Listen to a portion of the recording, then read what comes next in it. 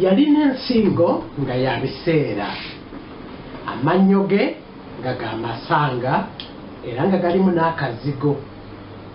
Ennyindo ye yali ya kiraalo era nga n'embaaze mpanvuyirivu.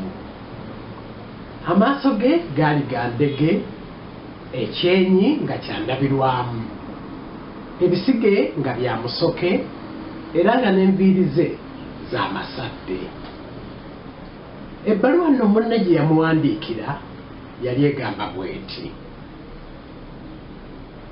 omwagalo wange ow'emmeeme yange Rose, n'antalabika ng'ekimuli ky'endaggu, kasonsomolera ng'akaggwa k'ettovu, kattira ng'akannyako mu mulyango.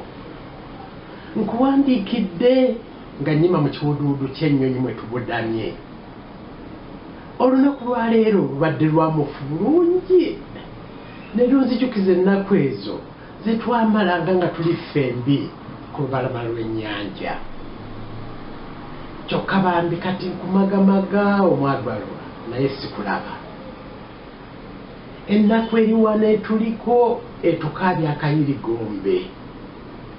Kyokka nze nkyali mugumu nnyo olw'essuubi lye nnina nti ŋŋenda kuddayo okukulabako nate.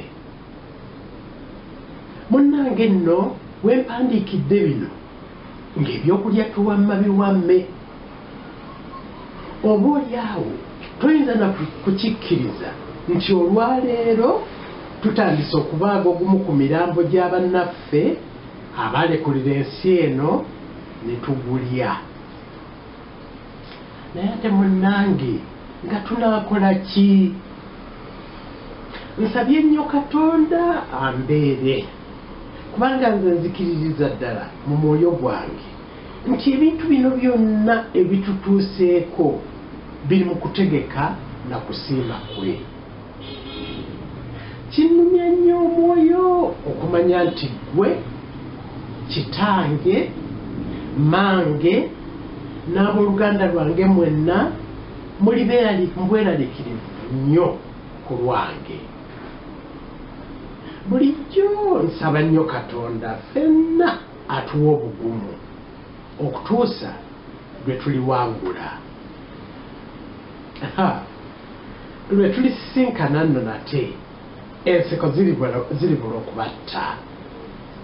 Anti nze nantunula ng'ekiyoyo, ekirevu kinduumooseeko, nkoze mpeddewo ate nga nze nanzijudde enkovu. Kyokka mu kutwalira awamu ndi bulungi. Musajja wattu awandiika atyo nno nga tamanyi nti ensozi teyali wakuzaabula nga mulamu.